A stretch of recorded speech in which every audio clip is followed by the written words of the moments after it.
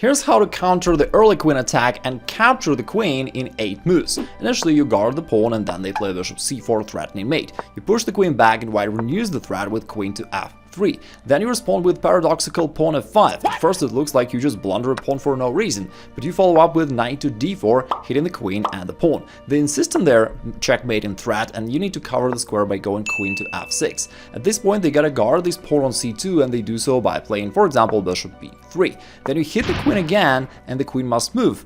Queen c4 is the most played move, and then you go pawn d5. There aren't many good squares for the queen to go to, however, they happily snatch the pawn on c7, which is the final mistake. After this, knight to c6 locks the door, and on the next move you just capture the queen.